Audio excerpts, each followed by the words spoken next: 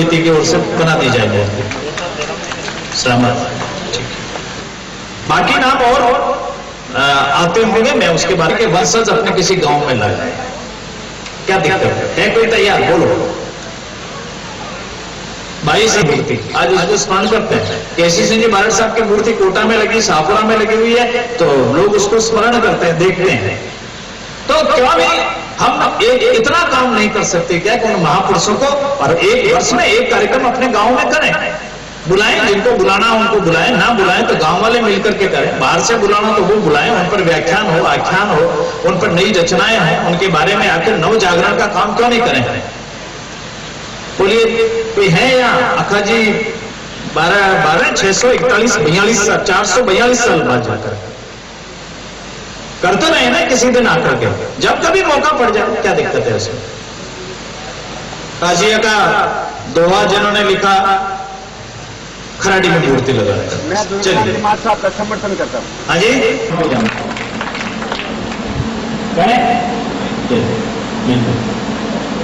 खराड़ी के अंदर लखाजी बारट की रेहदरी में, कर्णिदान जी कविया की नोक में, कुशाल सिंह जी चांपावत की मूर्ति अवा में,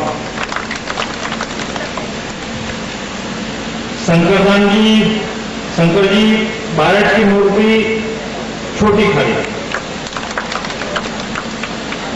केशरदास जी गार्डन की मूर्ति छिंडिया में,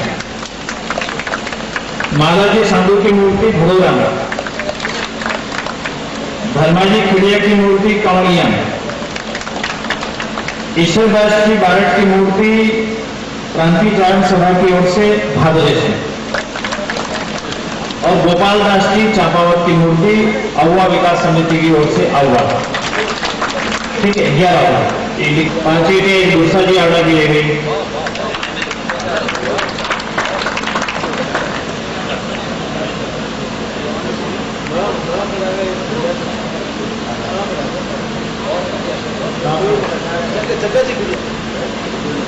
नहीं, यहाँ वाले जो थे, जो उनके पिताजी चले गए खुदा कर आप यहाँ के विधायक जी का कहना है कि दुर्सानी आड़ा ने तो महाराणा प्रताप के लिए विड़त क्षेत्र लिखी। आज भी उनके लिखे हुए गीत, अरे बोलो ना, थोड़े से देखो। बात एमएलए साहब तैयार हो गए, अब क्या बात करनी है?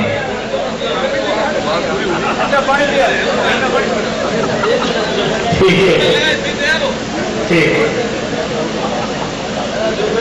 ये कह रहे हैं कि मूर्ति लाके बेटू का लगा तो लेंगे। चलिए भैया, अच्छी बस ये अहुआ की धरती पर इस तरह का हमको संकल्प लेना पड़ेगा कि हम राष्ट्र की जितनी समस्याएं हैं हम उसके बारे में लिखेंगे, बोलेंगे। हम हमारे गांव में बैठे हैं, वहां भी हम हमारी वाणी से हम अच्छा बोलेंगे, जो हमसे होगा हम ठीक बोलने का काम करेंगे। हम इस प्रकार का संकल्प लेकर के जाएंगे तो मेरे ख्याल में कभी कुछ अच्छा काम हम कर पाएंगे।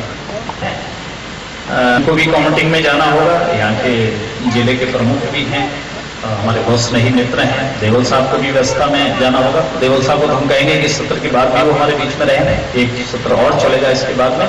पर मैं केसाराम जी से निवेदन करूंगा कि वे हमको मार्गदर्शन करें। श्रीमान केसाराम जी। अखिल भारतीय चांद महासभा के अध्यक्ष श्री डी देवल साहब, सुरेंद्र सिंह जी चांदू साहब, अवकाश सिंह जी लखावत साहब, कांतान जी साहेब और अहुआ सरपंच योगेश्वरी कंवर जी और समस्त पधारे हुए सरस्वती पुत्र। हर जगह बोलने में कोई दिक्कत नहीं होती, मगर सरस्वती पुत्रों के बीच में बोलना। माननीय लखावत साहब द्वारा ये जो बीड़ा उठाया है और इस बीड़े को उठा करके वास्तव में हमारे सामने उद्यान का नाम लेकर फलों को वास्तव में कीर्ति स्तंभ पर अर्पण करके ये साबित कर दिया कि हम जो संकल्प लेकर के जिस चीज को करने के लिए उतारू हो जाते हैं, वो आपने पूरे राजस्थान के अंदर ऐसा अभियान चला करके हम सब लोगों को जागृत करने का जो दुस्साहस किया है, मैं उनकी भूरी भूरी प्रशंसा करता हूं। इतिहास किसी को बख्शता नहीं है, मगर इतिहास की अमिट छाप कभी छूटती नहीं। और इस इतिहास में ये आहुआ का नाम जब कभी भी आता है तो आहुआ का नाम इस क्षेत्र के राजाओं में प्रथम स्थान पर आहुआ की धरती को दिया जाता है। और आहुआ के लिए हमारे दिल में भी वही स्थान है। इस स्थान की सुंदरता कैसे बढ़े और आज के युग में आने वाली पीढ़ी को हम इसका एहसास कैसे करा सके, ये उद्यान आने वाली पीढ़ी के लिए एक आदर्श के रूप में उभर कर हमारे सामने आएगा। और यहां से जो क्रांति पैदा होगी वो पूरे देश के लिए एक क्रांति का रूप देगी, ऐसा मेरा विश्वास है। बंधुओं, इसके विकास में लखनऊ साहब ने कहा है, साहब मैं भी आपके साथ परिवार के साथ हूं और आप जैसा भी बैठ करके देवल साहब और हम आचार संहिता में बंधे हुए हैं, मगर आपके साथ जो भी आप निर्णय करेंगे हम उस निर्णय में शरीक होकर के आप पूर्ण रूप से सहयोग करेंगे, ऐसा विश्वास है। इसलिए इस स्थान का महत्व बढ़े, सुंदरता बढ़े और इस स्थान के लिए आवश्यकता है समर्पित कार्यकर्ता। अब रिटायरमेंट जिसने ले लिया वो व्यक्ति कोई यहाँ पर मारा रहते हैं, उसी तरह से रहने के लिए एसी रूम बना करके उसमें रहने की कोई व्यवस्था कर दे, यहाँ पर बैठे बैठे साहित्य लिखने का और सारा काम यही करे, ऐसी व्यवस्था यहाँ पर होनी चाहिए।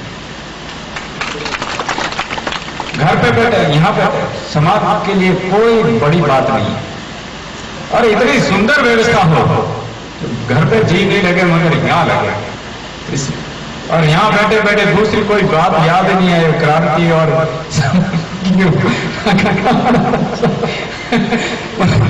मगर ये करना तो पड़ेगा। और आज की भौतिक युग में जो देश की परिस्थिति चलती है उसके अगर इस परिस्थिति के अनुरूप अगर आपकी तलवार नहीं चली, कलम रूपी तलवार, तो देश कहीं ना कहीं पीछे रहेगा। इसलिए आज आवश्यकता इस बात की है कि आप सभी लोग बुजुर्ग हो गए, एक दूसरे की तरफ अंगुली कर रहे हैं, मगर वो तो स्वाभाविक अपनी स्वेच्छा से जो समर्पित होगा वही कार्य कर सकेगा, ऐसा मेरा मानना है। आज आप सभी लोगों के दर्शन करने का मौका मिला है, इसके लिए मैं आपका और सभी इस कार्यकारिणी का तहे दिल से हार्दिक आभारी हूँ। बहुत बहुत धन्यवाद।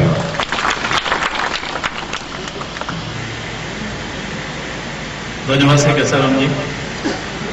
ये बात सही है कि केसराम जी ने पहले जो दुर्सा जी वाली बात भी कही ना, वो इनका व्यक्तिगत था, कोई एमएलए फंड वाला नहीं था। आचार संहिता लागू अभी 16 तारीख से 18 तारीख को, ये बात बिल्कुल ठीक है। मैं भी कल जब आया था तो मेरे को कहा कि दाग बंगले में आपके रहने की व्यवस्था कर रहे हैं। मैंने कहा कि आचार संहिता किसी घर ठहरने ज्यादा ठीक है, तो वहीं जाकर के ठहरना पड़ा। इसलिए आचार संहिता के अंदर ये सारा कार्यक्रम है, इसलिए बहुत कुछ ज्यादा जो कुछ हो रहा है ये समाज और निजी तौर पर सारी बातचीत उसमें से हो रही है। अब मैं श्री मोहन सिंह जी रत्नू से निवेदन करूंगा कि वे आए और अपनी एक रचना का पाठ करें। और बुरे को अगर बुरा नहीं कहेंगे तो बुरे ही हमें हो जाएगी, अच्छा एकदम।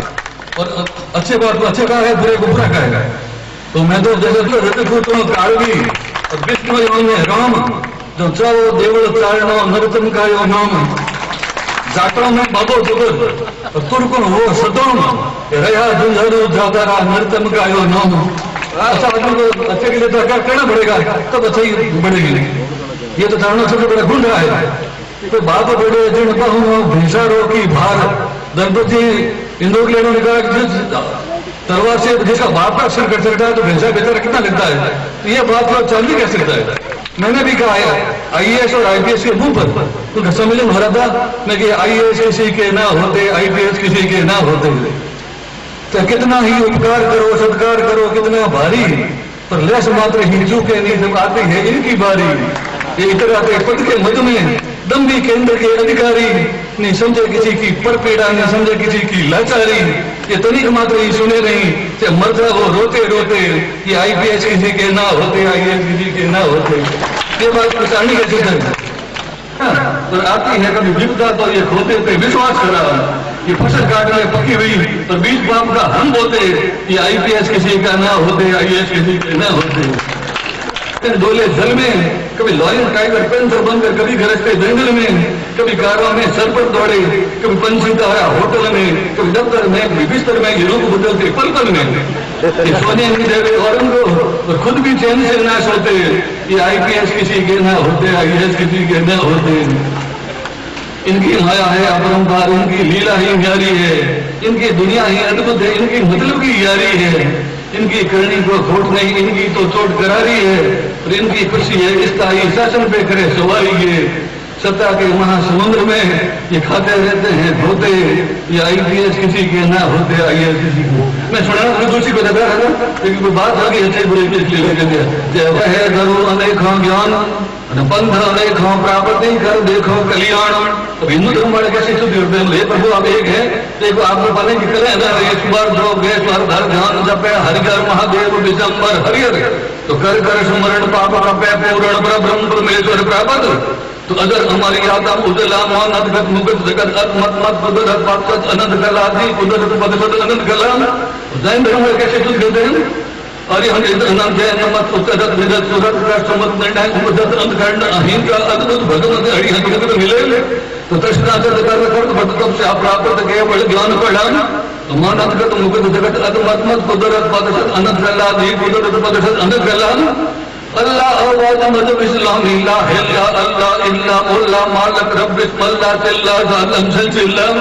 तो खुल्ला दीदाद अवलिया दाखिल किबला का बददत गल्ला मोहम्मद कदम जगत मत तो कुदरत पदसत only potent God Isai my Lord Almighty omnipresent central omni-internal God interneting creator the world creator to Christian salvation the of salam on the आप इस तरह से लिख सकते हैं, ये चारण की बस की बात है, दूसरे की नहीं। आप पुलिस सर्विस में सर्कल इंस्पेक्टर है। अब मैं श्री कामदान जी से कहूंगा कि आपने कहा था कि इन्होंने भी एक कविता लिखी है, वो अपनी एक कविता का पाठ है। सुनिए, एक कविता की चंद पंक्तियां चारण देव जाति पर लिखी है। ये सांप्रत देव समाज किसी अन्यायी का अन्याय सहन नहीं कर सकता। ऐसे में जोधपुर के मोटा राजा द्वारा किया गया अन्याय सहन नहीं होने पर इस देवपुर ने किस प्रकार अन्यायी राजा पर मरने का अनोखा इतिहास रचा है, जो दुनिया में एक मिसाल है। जो अपने राजा को अपना धनी मानकर स्वामी धर्म निभाकर उस पर प्रहार नहीं करके, उसे नहीं मारकर अपने इष्ट के बल पर उसे प्राणों का प्राण न्यौछावर करके कैसे घायल करते हैं, इस पर दो लाइन लिखी मैंने करते। और वो है ये आहुआ का धरना, ये आहुआ का धरना तो एक अनोखी मिसाल है। ये आहुआ का धरना तो एक अनोखी मिसाल है। ये तो कटु सत्य है कि दुनिया बहुत विशाल है, पर आहुआ जैसा अजूबा कहीं मिलना हंसी ख्याल है। आहुआ जैसा अजूबा मिलना कहीं हंसी ख्याल है। ये देखो किसे कहते हैं, यह देखो किसे कहते हैं, तागा धागा तेलिया छीलिया जोहर, ये बलिदानी इतिहास है। तागा धागा तेलिया छीलिया जोहर, ये बलिदानी इतिहास है। इसे रचा इन देवी पुत्रों ने, इसे रचा इन देवी पुत्रों ने, जो स्वयं का खून छिड़ककर आंगन पर, जो स्वयं का खून छिड़ककर आंगन पर वहां बैठकर देवी को आह्वान करते हैं, वहां बैठकर देवी को आह्वान करते हैं।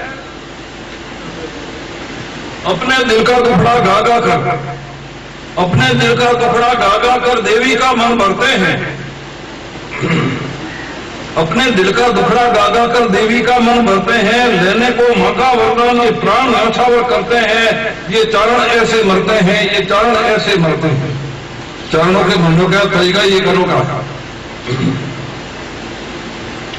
चारण ऐसे करते हैं। तेलिया कड़ाह में तेल उतार कर करते हैं, तेलिया कड़ाह में तेल उतार कर अपने अंग को काट काट कर उबले तेल में धरते हैं, ये चारण ऐसे मरते हैं, ये चारण ऐसे मरते हैं।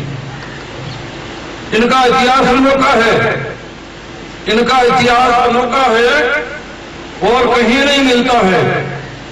इनका इतिहास अनोखा है और किसी जाति में नहीं मिलता। मैं 75 में रन कर रहा हूं, मैंने किसी जाति में कहीं इतिहास में कहीं और किताबों में कहीं नहीं पढ़ा ऐसा इतिहास जैसा कि चारणों का इतिहास है। जिस देवपुर समाज का इतिहास ये अनोखा है, इनका इतिहास अनोखा है और कहीं नहीं मिलता है। गागा कर चढ़ाऊ तिरजा, गागा कर चढ़ाऊ तिरजा अन्यायी पर मरते हैं। मोटा राजा पर किस तरह से मरने का उन्होंने इतिहास रचा, किस तरह से क्या किया और ये अन्यायी पर कैसे मरते हैं, उनके चारणों के मरने का तरीका ये पहुंचा मैंने जो बताया। गागा कर चढ़ाऊ तिरजा अन्यायी पर मरते हैं, ये चारण ऐसे मरते हैं, ये चारण ऐसे मरते हैं। इन देवी पुत्रों ने सिखाया दुनिया को, इन देवी पुत्रों ने सिखाया दुनिया को कि धरना इसको कहते हैं। इन देवी पुत्रों ने सिखाया दुनिया को कि धरना इसको कहते हैं। मैं तो कहता